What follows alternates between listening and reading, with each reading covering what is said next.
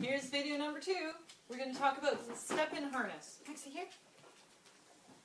So this is the kind of the harness that I use when I'm working with dogs. While there is no perfect harness, this one is really good and it has a lot of pros going for it. So the first one is that it's quite high up on the dog's body and is actually, the point of attachment is right over top of the dog's center of gravity. So it's really easy to manipulate and control their direction and movement. It also has a lot of places to attach with the leash. We've got the back ring here, 2 side rings, and down in the front it has a loop that we can thread the leash through.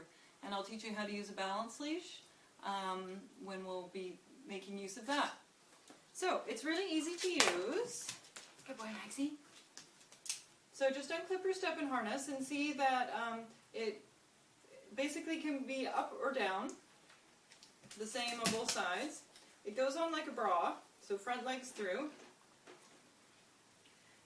And the top part is the part that has the loop and the adjustment. Okay? So once you adjust it to fit it with the top on top, then you want to make sure you don't put it on upside down because then the fitting will be off. So if you can kind of eye judge it a little bit, is it really too big or too small? Put it down on the floor, feed it through whichever way you need to go. There's adjustments on both. And then Maxie, come here. Come on, Munchie. Just get him right in front of the camera here. Good boy.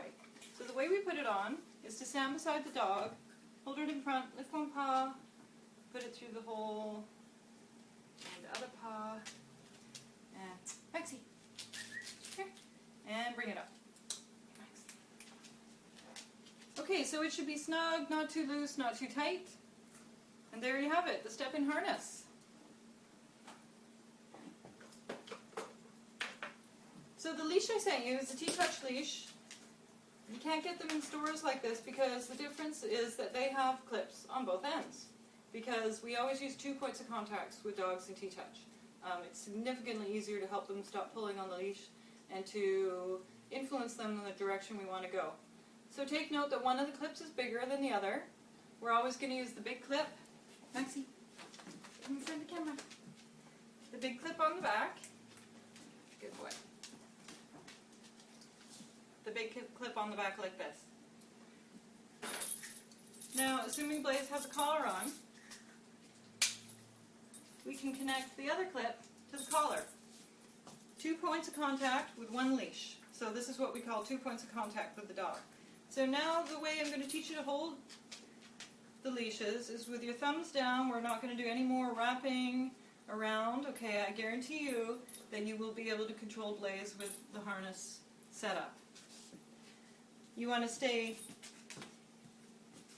low down.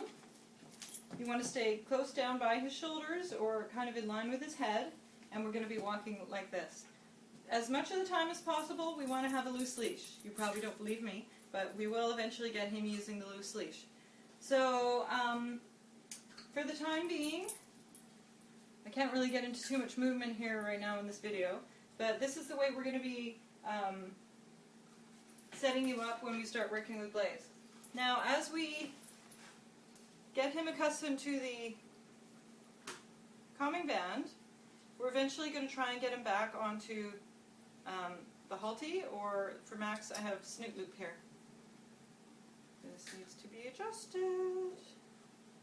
Okay.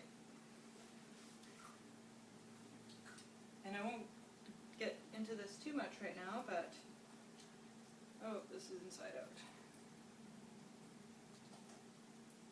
Okay, I have to adjust that, and it's going to take me too long right now, so we'll do that in a minute.